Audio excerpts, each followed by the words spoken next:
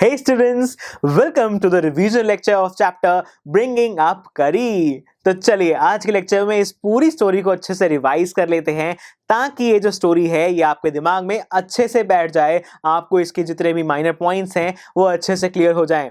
Well students, इस chapter के अंदर जो करी है वो है एक छोटा सा एलिफेंट जो कि हमारे नरेटर को दिया जाता है जब वो सिर्फ और सिर्फ 9 इयर्स के थे। राइट स्टूडेंट्स, तो जब हमने इस चैप्टर के फर्स्ट पार्ट को रीड करना शुरू किया तो हमें समझ में आया कि किस तरीके से एक छोटा सा एलिफेंट है वो बिल्कुल एक बेबी की तरह ही होता है, उसे सब कुछ सिखाना पड़ता है, उसका ध्यान रखना पड़ता है। और इसी वजह से जो हमारे 9 ईयर ओल्ड नरेटर हैं वो हमारे एलिफेंट को हर रोज नहाने के लिए ले जाते हैं, उसकी स्किन को अच्छे से सैंड से रब करते हैं ताकि वो साफ हो जाए। फिर ये जो करी जो एलिफेंट है ये काफी देर तक पानी में लेटा रहता है और बहुत ही मजे से नहा धोकर बाहर निकलता है। लेकिन एक दिन जब ये करी यहाँ पर नहाने के लिए आया था और नहाने के बाद वहीं पर रेस्ट कर रहा था और हमारे जो नरेटर हैं वो उसके लिए उसका खाना इकट्ठा करने चले गए थे, जो कि कुछ ट्विग्स खाता है हमारा करी, जो कि यानी कि पेड़ की जो ब्रांचेस हैं, जो सॉफ्ट ब्रांचेस हैं उन्हें खाता है करी। ऐसे ही कुछ ब्रांचेस इकट्ठा करने के लिए चले गए थे हमारे नरेटर।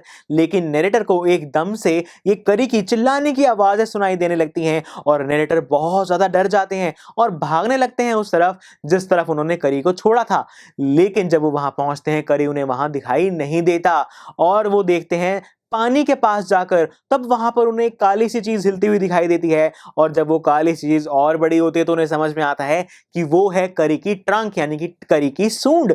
तो वो करी की सूंड को देखकर बहुत ज्यादा घबरा जाते हैं, उन्हें लगता है कि शायद करी ड्राउन हो रहा है यानी कि करी डूबने वाला है।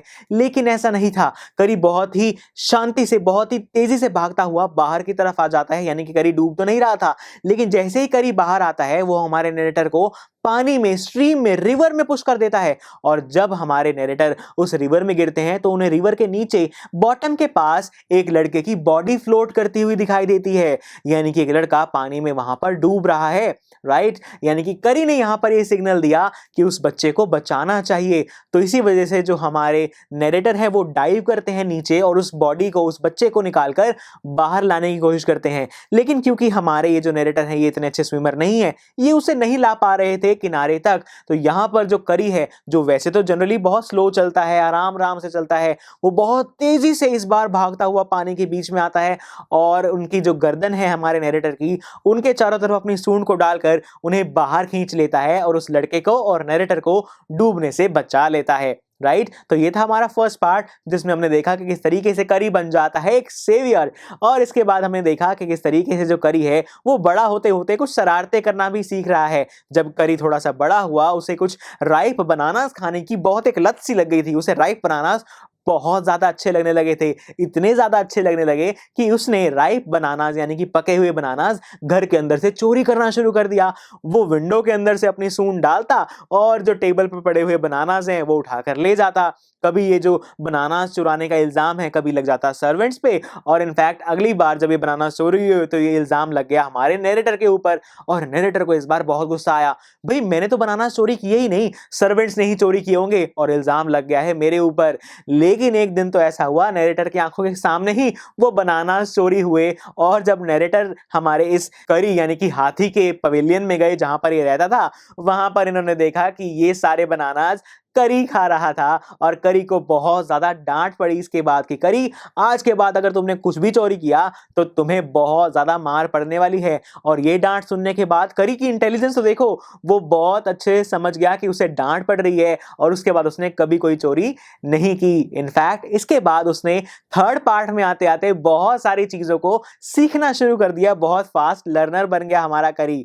राइट, करी ने कब जल्दी चलना है, कब बैठ जाना है, इन कमांड्स को सीखा। उसने ये जाना कि जब धत बोला जाता है तो उसे जमीन पर बैठना है, जब माली बोलकर उसकी ट्रंक को आगे की तरफ खींचा जाए तो उसे आगे चलना शुरू कर देना है। लेकिन एक सिग्नल, एक कॉल ऐसी है जिसे किसी भी एलिफेंट को सीखने में बहुत ज्यादा टाइम लग जाता है और उस कॉल को कहा जाता है द मास्टर कॉल। राइट, और मास्टर कॉल करती क्या है, यानी कि जब एक एलिफेंट को मास्टर कॉल दी जाती है तो उस एलिफेंट को क्या करना होता है। जब एक एलिफेंट को दी जाती है एक मास्टर कॉल तो वो एलिफेंट अपने आमने सामने आ रही जिस भी चीज उसे दिखाई देती है वो उस चीज को वहां से उखाड़ कर फेंक देता है और आपको एक सुरक्षित रास्ते पर, एक सुरक्षित जगह तक लेकर चला जाता है। ये होती है मास्टर कॉल, राइट। जैसे कि अगर आप किसी जंगल में खो जाते हैं, रात हो गई है, अंधेरा हो गया है, आपको आपका रास्ता नहीं मिल रहा, तो आप अपने एलिफेंट को एक मास्टर कॉल दीजिए और वो जो एलिफेंट है वो अपने सामने रखे हुए ट्री को उखाड़ देगा, फिर अगले ट्री को उखाड़ेगा। इसकी वजह से जितने भी जानवर है वो वहां से डर के भाग जाएंगे, आपको कोई नुकसान नहीं पहुंचेगा और जो एलिफेंट है वो इस तरीके से ट्रीज उखाड़ते उखाड़ते अपना रास्ता बना लेगा जंगल में से और आपको एक सेफ जगह तक ले जाएगा, राइट। और इसीलिए मास्टर कॉल सीखना करी के लिए बहुत जरूरी था और करी ने बहुत अच्छे से इस मास्टर कॉल को सीख भी लिया, राइट स्टूडेंट्स। तो इसी के साथ हमने इस पूरे चैप्टर की कहानी को अच्छे से रिवाइज भी कर लिया है इन दिस लेक्चर। तो चलिए मिलते हैं अगले लेक्चर में और इस चैप्टर के क्वेश्चन आंसर्स को डिस्कस करना शुरू करेंगे। So see you there. I am sure students आपको ये लेक्चर बहुत ही पसंद आया होगा। तो अगर आप अपने हर कंसेप्ट को इतने ही मजेदार और इंटरेस्टिंग तरीके से क्लियर करना चाहते हैं तो डाउनलोड कीजिए हमारी PuStack ऐप, जहां पर आपके लिए और भी बहुत सारे ऑप्शंस अवेलेबल हैं, जैसे कि sample papers, back exercise solutions, written answers and much more. So what are you waiting for? Download the app now.